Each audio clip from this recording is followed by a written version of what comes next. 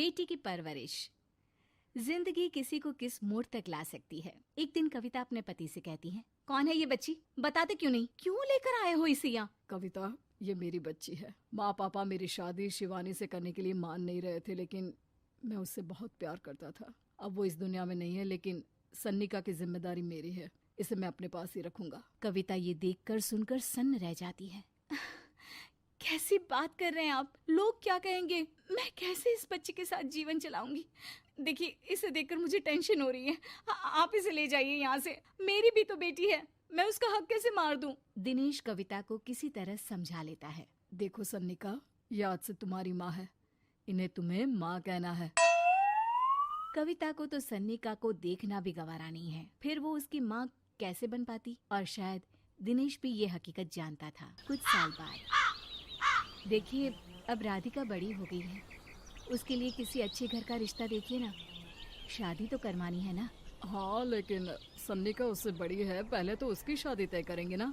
जमाना जानता है कि वो एक नाजायज लड़की है, कोई उससे शादी क्यों करेगा?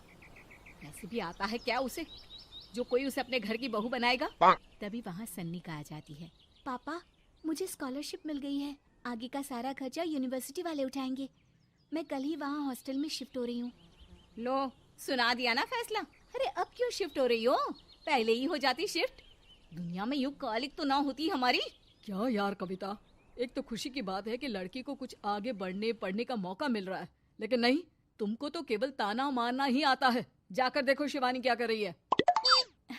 अरे हाँ, मैं शिवानी को दूध देना भूल गई, वो कैसे उठेगी? कविता को ये सुनकर गुस्सा आ जाता है। हाँ हाँ, अपनी किताबों से फुर्सत मिले तब ना।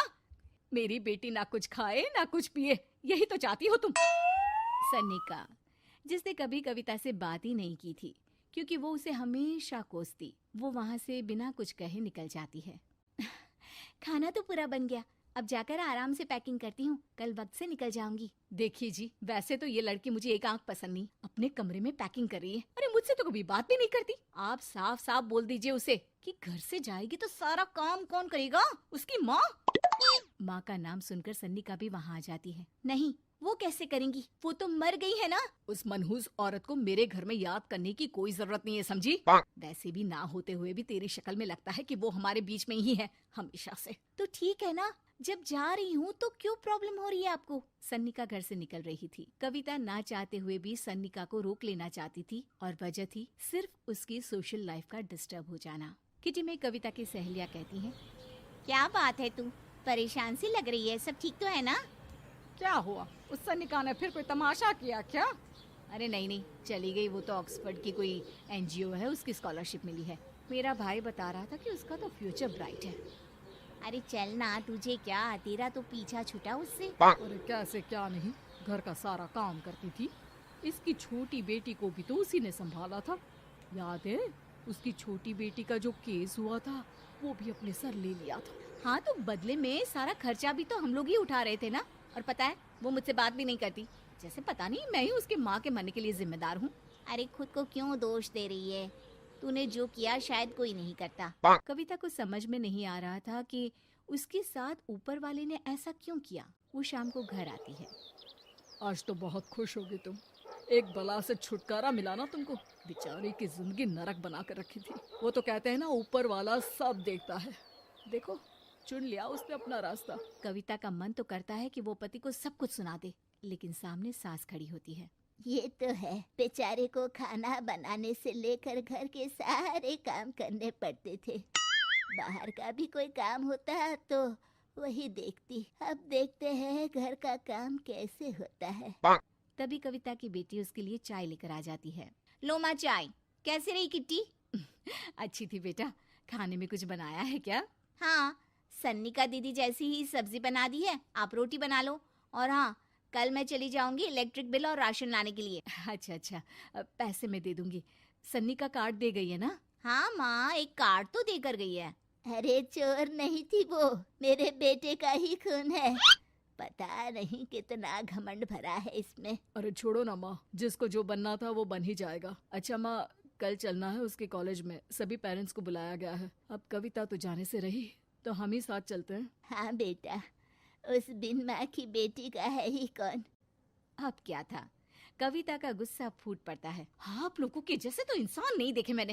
अरे मेरे सामने ही अपनी नाजायज बेटी को लाकर बिठा दिया। रोज मैं उसे देखती तो एहसास होता कि कैसे आपने मुझे इतना बड़ा धोखा दिया। जरा सोचिए तो, अगर ऐसा ही कुछ मैंने किया होता तो। अरे रहने दे, क्या नहीं किया तूने उसके बदले में। उस मासूम के साथ क्या क्या करती थी सब जानते हैं हम। अरे छोड़ो ना माँ, ये तो एक बात लेकर बैठ जाती है। चलो सोने चलते हैं। अगले दिन दिनेश और उसकी माँ सन्निका के कॉलेज में जाते हैं। कैसी हो बेटा, मेरा नाम रोशन करना।